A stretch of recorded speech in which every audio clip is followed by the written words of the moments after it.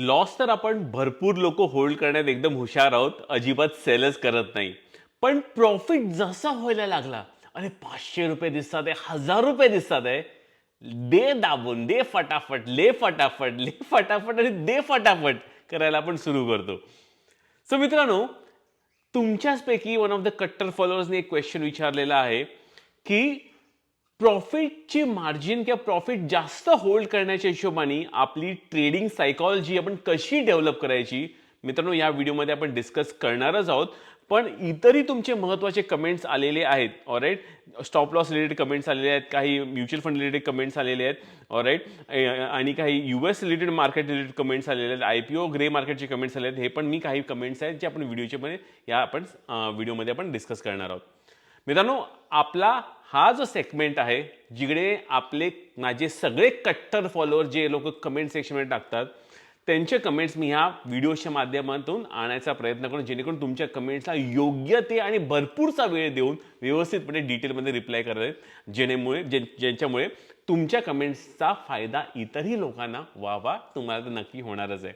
All right, so नक्की हा पण सेक्शन नक्की बघत जावा, जो मी रात्री 10 वाजता दररोज मी रिलीज करतो. ओके, तर चला व्हिडिओची पण सुरुवात करूया. माझं इंट्रोडक्शन करून घेतो. जय हिंद, जय महाराष्ट्र. मित्रांनो, मी आहे महेश पाटील, शेअर मार्केटमध्ये ट्रेडर आणि एक म्युच्युअल फंड इन्व्हेस्टर. जर तुम्हाला शेअर मार्केट माझ्याकडे शिकायचं असेल, पण टोटली फ्रीमध्ये, व्हिडिओच्या डिस्क्रिप्शनमध्ये हे लिंक दिलेलं आहे. या लिंकवर क्लिक करून तुमचं नाव, मोबाईल नंबर, ईमेल ॲड्रेस या तिन्ही गोष्टी माझ्या व्हॉट्सअपला पाठवा. एक 24 तासा वेळेत रिप्लाय करतील. ऑफर केलेले प्रिंट वाचून घ्या, नंतर या लिंकवरती क्लिक करून जॉईन करा. माझ्या या शेअर मार्केटच्या फ्री वेबिनार सिरीजच्या बॅचेस दर 15 दिवसाला सुरू होतात. या व्यतिरिक्त प्रत्येकाने टेलिग्राम चॅनल तर मस्ट जॉईन आहे, लिंक डिस्क्रिप्शनमध्ये दिलेलं आहे. कारण तिकडे तुम्हाला माझे सर्व व्हिडिओजचे अपडेट्स, महत्त्वाचे टेलिग्राममधले मी टाकणारे पोल्स, न्यूज आणि प्रॅक्टिकल लर्निंगचा भरमार इन्फॉर्मेशन तिकडे मिळत असते. सो प्रत्येकाने नक्की जॉईन करा. तर चला व्हिडिओची पण सुरुवात करूया. तर चला आपण पहिल्या तुमच्या या फर्स्ट कमेंटपासून आपण सुरुवात करूया, नितेशजींच्या कमेंटपासून, की आपण जर आपली प्रॉफिटेबिलिटी वाढवायची असेल, कारण आपल्याला प्रॉफिट पटकन आपण बुक करतो, प्रॉफिटेबिलिटी वाढवायची असेल ना, सिंपल मी तुम्हाला एकच गोष्ट सांगणार की स्वतःचा पहिलं तर परफॉर्मन्स ट्रॅक करायला सुरू करा. किती? Quarterly performance. जसं आता एप्रिल मे जून हा एक क्वार्टर कंप्लीट झालेला आहे. या क्वार्टरमधले तुमचे प्रॉफिटेबल ट्रेड्स, जेवढे पण प्रॉफिटेबल ट्रेड्स आहेत, त्या प्रॉफिटेबल ट्रेड्सवरती तुमचा एव्हरेज पर्सेंटेज गेन्स किती आहे हे तुम्ही फाइंड आउट करा. नंतर तुमचं तुमचं स्ट्राईक रेट पण काहीतरी असेल त्या ट्रेड्सवरचा, ओव्हरऑल सगळे जनरली प्रॉफिट आणि लॉस मिळून तो तुमच्याकडे असला पाहिजे आयडियली. सो महत्त्वाचा पॅरामीटर आपल्याला जो बघायचा आहे तो म्हणजे तुमचं एव्हरेज पर्सेंटेज प्रॉफिट या क्वार्टरमध्ये, एप्रिल ते जून क्वार्टरमध्ये किती होता.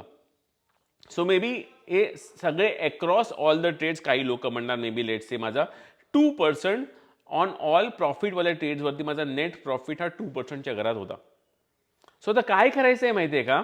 सो आपला जो ह्याच्यानंतरचा जो नेक्स्ट क्वार्टर आहे, ह्याच्यानंतरचा नेक्स्ट क्वार्टर कुठला आहे आता? जुलै पासून ते सप्टेंबर पर्यंतचं क्वार्टर. या जुलै ते सप्टेंबर क्वार्टर पर्यंत प्रत्येक ट्रेड ॲटलिस्ट 3% साठी तरी होल्ड करायचा प्रयत्न करायचा. 3%च्या आधी सेलच करायचा नाही.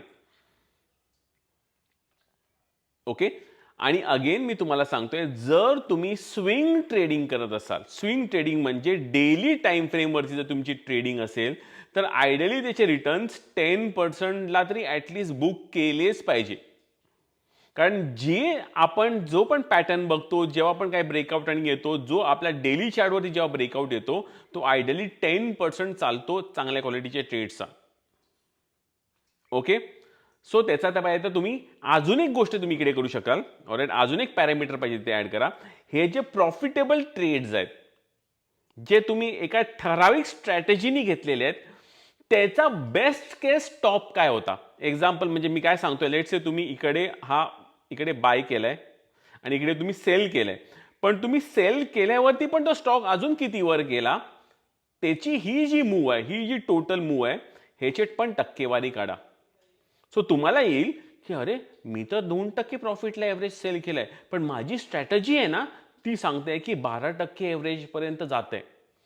ओके, सो तुम्ही जो बुक केलेला आहे आणि त्या ट्रेड्सवरती झालेले ॲक्च्युअल रिटर्न स्टॉपपर्यंत किती आहे. सो तुम्हाला कळेल खरे 2 आणि 12 10% डिफरन्स आहे, राईट. सायकोलॉजिकली मी 10% मी अप्रोच नाही करणार, पण मी स्ट्रॅटेजिकली म्हणणार माझे ट्रेड 70 जे पण मी ट्रेड घेतले, जे सरासरी माझी जर 12% येते, तर मी ह्याच्या पुढे या क्वार्टरमध्ये ॲटलिस्ट 3% तरी मिनिममच्या वरती सेल करणार प्रत्येक ट्रेड. सो बाय डिफॉल्ट काय होणार की तुमची मार्जिन सरळ 50%नी प्रॉफिट मार्जिन वाढणार. 2% वरनं additional 1% 50% extra margin. Okay. So एकदा तुम्हाला हे जुलै ते सप्टेंबर क्वार्टरमध्ये जर तुम्हाला 3%ची सवय पडली आणि प्लस इथे पण सेम अगेन कॅल्क्युलेशन करा की हे किती होतं. हे मी तुम्ही म्हणणार यावेळी 11% होतं, पण स्टील तुमच्याकडे अजून ही मूव आहे अपसाईडची.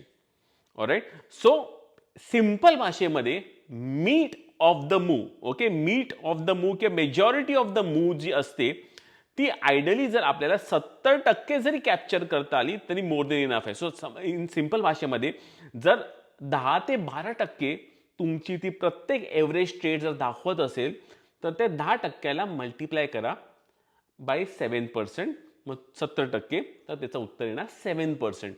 सो हे स्लोली आणि स्टेडीली तुम्ही ॲटलिस्ट 7% पर्यंत तरी क्वार्टर ऑन क्वार्टर 1% ॲड करत तरी नेलं तरी पण तुमची ती स्लोली आणि स्टेडीली सायकोलॉजी बिल्ड होणार. बघा लक्षात ठेवा, राईट. मसल हे ओव्हरनाईट बिल्ड होत नाही, रिपिटेशन्सनी, कंटिन्युअस रिपिटेशन्स मारत गेलं. माझे पण मसल उतरले, पण अजूनही दंडविंडाचे व्यायाम केलेल्यामुळे अजून मसल आहेत. अजून बघा ट्रायसेप दिसतात थोडेसे ना, करायला पाहिजे बरं. सो कंटिन्युअस जर रेपिटेशन मारत गेलो ना तर आपली कॅपॅसिटी त्या डंबल्स उचलायची सध्या 5 आणि 10 असेल ती 15 आणि 20 व्हायला सुरू होते. ओके. सो सायकोलॉजी पण सेम आहे. हे पण ब्रेन एक मसल आहे, त्या ब्रेनच्या मसलला पण आपल्याला एक्सरसाइज करायला लागते आणि ती एक्सरसाइज करून करून ती तुमची स्ट्रॅटेजीची मीट ऑफ द मूव जी असली पाहिजे 70% तरी कॅप्चर करता आली पाहिजे. त्या टार्गेटपर्यंत पोहोचायला मे बी 1 वर्ष लागेल, पण क्वार्टर वाईज तरी आपलं कंटिन्युअसली हे इन्क्रिमेंटल इन्क्रीज करत जायचं आणि कॉन्फिडेंटली बसायचं. माझा डेटा सांगतोय ना, मग कशाला घाबरायचं. ओके. स्लो आणि छोटी स्टेप्स घ्या. ओके. नेक्स्ट कमेंट आहे ट्रस्ट मोटिवेशन. मी आज 2 स्टॉप लॉस लावले होते, 2दा पण स्टॉप लॉस उडाला आणि लगेच वर गेला. हे कशामुळे? आता बघा, एक सिंपल गोष्ट तुम्हाला सांगतो. ह्याला म्हणतात स्टॉप लॉस हंटिंग, असं नाहीये, पण एक त्याला म्हणू शकतो लिक्विडिटी स्वीप ज्याला म्हणतो, किंवा काही लोक म्हणतील स्टॉप लॉस हंटिंग. ऑलराईट. आता तुमच्या स्टॉप लॉस हंट करायला कशाला बँक किंवा मोठे इन्स्टिट्यूट कशाला येतील, पण नॉर्मली काय असतं माहिती आहे का, लेट्स से मार्केट एका स्ट्रक्चरमध्ये आहे. ओके. हे सगळ्यांना दिसतं की स्ट्रक्चरमध्ये आहे, त्यामधले बरेचसे लोक म्हणणार की मी इकडे बाय करतो. सगळ्या लोकांना माहिती आहे, सेम नॉलेज सगळ्यांकडे असतं, मी इकडे बाय करतो आणि स्टॉप लॉस मी या स्विंग लोच्या खाली ठेवतो. राईट. सो जे मॅन्युप्युलेट करणारे लोक काय करतात की अरे मी माझ्या बाय ऑर्डर्स आहे ना इकडेच ठेवतो, कारण इकडे बरेचसे लोक सेलिंग पण करणार आहे, कारण स्टॉप लॉस लेवल त्याची हिट होणार आहे. सो म्हणून इकडे गेल्यावरती ही पिन बार डोजी कॅन्डल बनते, झुप करून खाली जाऊन अशी परत वर येते. ओके. सो काय करायचं लक्षात ठेवा, स्टॉप लॉस कधी हिट करायचा, मॅन्युअल तर ठेवायचाच नाही. मॅन्युअल पण कधी ठेवायचं ते पण तुम्हाला सांगतो, पण स्टॉप लॉस कधी हिट करायचा, जेव्हा ही कॅन्डलची जर क्लोजिंग, हा समजा तुमचा स्टॉप लॉस लेवल आहे, स्विंग लोचा ब्रेक लेवल आहे स्विंग लोचा, तरी कॅन्डलची क्लोजिंग पण अशी स्ट्रॉंग बॉडी क्लोजिंग आली पाहिजे. म्हणजे क्लिअर कट ह्या लाईन चेक, म्हणजे कॅन्डल क्लोज होईपर्यंत वेट करणं गरजेचं आहे. आणि एकदा ही कॅन्डल क्लोज जर निगेटिव्ह झाली तेव्हा स्टॉप लॉसेस हिट करा, कारण मोस्ट ऑफ द टाइम ही अशी लिक्विडिटी स्वीपची पिन बार कॅन्डल बनून तुमचे झपकन इकडनं आणि इकडनंच रिव्हर्स होऊन परत मार्केट वर जातं. ओके. क्लोजिंग बेसिसवरती हिट करा. दुसरं एक मी एक्झाम्पल सांगेन की जर लेट्स से मार्केट समवॉट, आता एक्झाम्पल हे असं मार्केट झालंय, पण ह्याच्या आधी मार्केट ह्याच्या खाली पण इथून असं असं काहीतरी केलेलं होतं. जर आपल्याला नंबर बेस स्टॉप लॉसेस सिस्टममध्ये ठेवायचे, का ठेवायचे अगेन ते पण इम्पॉर्टंट, का ठेवायचे, समजा काही कारणामुळे ब्रोकर हँग झाला, काहीतरी झालं, वर्स्ट केस झालं, तुमचा मोबाईल बंद पडला आणि एक्सेट्रा, तेव्हा हा जो स्विंग लोच्या खाली स्टॉप लॉस नाही ठेवायचा, ह्या स्विंग लोच्या खाली सेकंड स्विंग लो आहे ना त्याच्या खाली स्टॉप लॉस ठेवायचं. म्हणजे हा जर तोडायचा असेल, हे लोक इकडे फक्त मॅन्युप्युलेट करतील, ह्याला मॅन्युप्युलेट करायला जाणार नाही. एवढे डीपमध्ये रेअर केसमध्ये अशी मोठी अशी कॅन्डल बनेल, रेअर केसमध्ये. मोस्टली हे इकडचे स्टॉप लॉस उडवणार, इकडचे स्टॉप लॉस उडवायची त्यांची ताकद नसणार. ओके. सो सिंपल भाषेमध्ये जर मार्केटची मूव अशी असेल आणि अशी काहीतरी चालली आणि अशी काहीतरी करते आणि इकडनं वर चालली आणि तुम्ही इकडे जर ट्रेड इनिशिएट करत असाल, और ह्या लेवलला जर तुम्ही ट्रेड इनिशिएट करत असाल, तर स्टॉप लॉस इथे नाही ठेवायचा. स्टॉप लॉसचा लेवल हे वालं असलं पाहिजे. नंबर बेस्ड स्टॉप लॉस तुम्ही मॅन्युअली एंटर करायचं असेल, हां, पण मग ट्रेड बघत असताना जर ह्याची क्लोजिंगची कॅन्डल अशी रेड कॅन्डल बनते समवॉट, मग मॅन्युअली स्टॉप लॉस हिट करा आणि ही ऑर्डर कॅन्सल करा. ओके, मग स्टॉप लॉसचा तुमचा problem most of the time solve होऊन जाईल. प्रसाद जोशी म्हणतात की फ्लेक्सी कॅप फंड आणि मल्टी कॅप फंड ह्याच्यामध्ये नक्की फरक काय? प्रसादजी, हा तुमचा क्वेश्चन मी शॉर्टलिस्ट करतोय आपल्या म्युच्युअल फंड चॅनलवरती, जिकडे मी ह्या बाबतीत टाकेन. म्युच्युअल फंड चॅनल जर तुम्ही जॉईन केलं नसेल तर मी टेलिग्राम चॅनलवर जॉईन करा, तिकडे हा व्हिडिओ एनिवेज एक्सक्लुझिव्हली प्रसादजींच्या क्वेश्चनवरती मी आणेन. ऑलराईट, सो या कमेंटला मी जरा सेव्ह करून लास्टला ठेवतो. सो मी या उद्या किंवा परवामध्ये हा व्हिडिओ मी क्रिएट करेन म्युच्युअल फंड चॅनलवरती. एजे कसं म्हणतात, sir Indian stock brokers through US मार्केटमध्ये जर पैसे लावायला लागले तर त्यांचा आपल्या मार्केटवरती बॅड इम्पॅक्ट होऊ शकतो, कारण शेवटी आपल्या मार्केटमध्ये पण आपला पैसा लागलाच पाहिजे, राईट? सो बघा, आता कसं आहे की आता बरेचसे ब्रोकर्स US मार्केटसाठी दरवाजे ओपन करत आहेत. ईज ऑफ इन्व्हेस्टिंग आणि बरीचशी येते. ऑलरेडी माझंही यूट्यूबचं चॅनल, मी एक देसी डॉलर इन्व्हेस्टर नावाचं यूट्यूब चॅनल मी स्टार्ट केलेलं आहे, जिकडे मी एक्सक्लुझिव्हली US स्टॉक्सच्या बाबतीत डिस्कस करतोय, प्रॅक्टिकली बऱ्याचशा गोष्टी डिस्कस करतोय. त्याचंही तुम्हाला लिंक आपल्या टेलिग्राममध्ये मिळेल. जेव्हा पण मी वीकली एक व्हिडिओ सध्या पोस्ट करतोय, ते व्हिडिओ नक्की तुम्ही बघत राहावं. पण कसं आहे की अमेरिकन मार्केट्स ओपन झालं म्हणून इंडियन मार्केटसाठी प्रॉब्लेम नाही आहे का, मी तुम्हाला सांगतो. कारण आपला तसं पण अजूनही मार्केट अंडर पेनिट्रेटेड आहे. इवन तुम्ही आणि मी जे ॲक्टिव्हली मार्केटमध्ये ट्रेड करतोय, यांचे जर आपल्याकडे 100 रुपये सेव्हिंगमध्ये असेल, इन्क्लुडिंग सोनं आणि रिअल एस्टेट जर आपण बघायला गेलो, तर compared to that equity portion मुश्किल 5 ते 10% पण नसणार आहे. म्हणजे आपला अजूनही बऱ्याचशा इंडियनचा मेजर ऑफ द पैसा हा आपला डिपॉझिट्स, FDs आणि तशा प्रकारच्या गोष्टीमध्ये, इतर कशाही मध्ये नाहीये. सो सिंपल भाषेमध्ये एक्सप्लेन करण्याच्या हिशोबाने, जर उलट अमेरिकन मार्केट जर ओपन झालं, ॲक्च्युली आपल्या इंडियनसाठी मच मोर फायदेशीर आहे. ऑलराईट, आणि इंडियन मार्केटला काही फरक नाही पडणार, कारण कसं आहे की एनिवेज लोक जे एनिवेज आलतू फालतू गोष्टी करतात आहे, क्रिप्टो, फोरेक्स आणि हे एक्सेट्रा, ह्याच्यापेक्षा काहीतरी एक चांगलं मार्केट जे लिगली आपल्याला गव्हर्नमेंट अलाउ करते $250,000 पर इयर पर्यंत इन्व्हेस्ट करायला पर पर्सन. ओके, म्हणजे 2.5 कोटी दरवर्षी इन्व्हेस्ट करायला जर ऑप्शन देत आहे, आणि त्या मार्केटमध्ये जिकडे एक स्टॉक जो आहे त्यांचा एक स्टॉक पण, जे टॉपच्या कंपनीमधले एक स्टॉक जरी तुम्ही धरला, गुगल समजा धरला किंवा टेस्ला धरला किंवा अशी बरेचसे स्टॉक धरले, तर तो एक स्टॉक इंडियाचा पूर्ण मार्केट कॅप एवढा आहे, सध्या लिस्टेड मार्केट कॅप एवढा आहे. सो प्रोबॅबिलिटी करोडपती बनण्याची, अरबपती बनण्याची अमेरिकन मार्केटमध्ये जास्त आहेत, मग कशाला सोडायची? ओके, सो ऑफकोर्स ह्याच्यामुळे एवढा काही इम्पॅक्ट मला तरी वाटत नाही काय येईल इंडियन मार्केट्सवरती. उलट आपलं मार्केट अजून ब्रॉड होईल जर अमेरिकन मार्केटची इन्व्हेस्टिंग जर केली तर.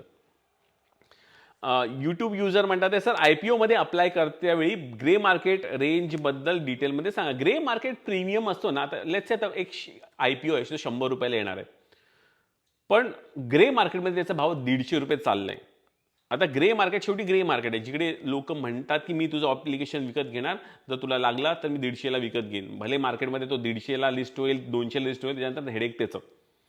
सो ग्रे मार्केट प्रीमियम एक इंडिकेशन दाखवतो की कितीला तो IPO ओपन होऊ शकतो, त्याच्या पलीकडे नाही. असं बरेचदा असंही बघितलं गेलंय की ग्रे मार्केट प्रीमियमपेक्षाही कधी कधी मार्केट कमी होतं जर मार्केटमध्ये स्वतः सेकंडरी मार्केटमध्ये जर फॉल येत असेल तर.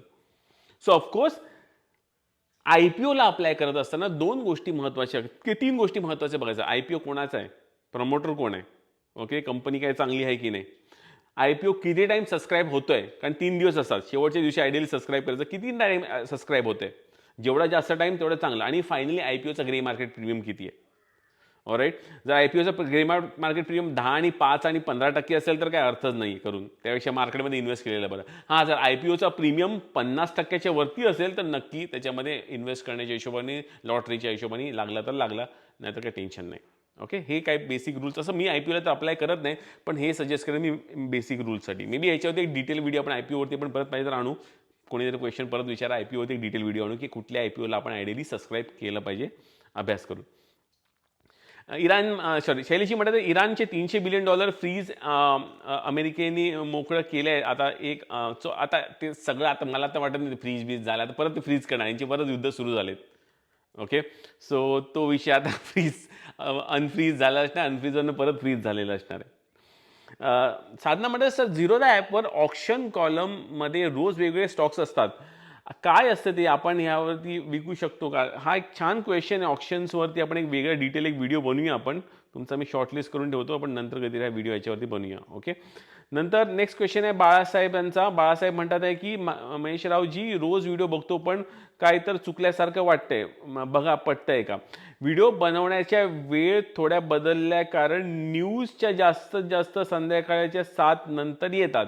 व्हिडिओ सायंकाळी 7च्या नंतर बनवा, नाहीतर हाच वेळ ठरवून दुसऱ्या सेकंड थोडक्यात 2 ते 5 मिनिटं व्हिडिओ रात्री 9चा परत बनवा.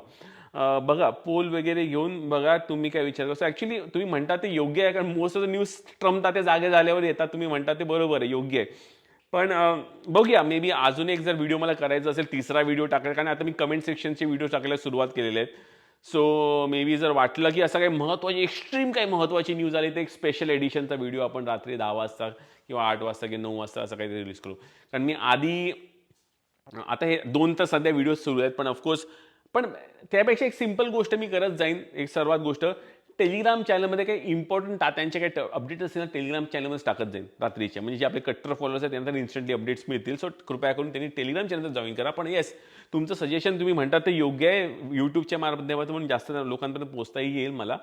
सो जर काही महत्त्वाची न्यूज आल्या, तात्यांनी काही असं म्हणजे हेअरस्टाईल बदलली किंवा तात्यानी काहीतरी काय समथिंग काही न्यूज आली, तर नक्की आपण त्याच्यावरती करू. ओके.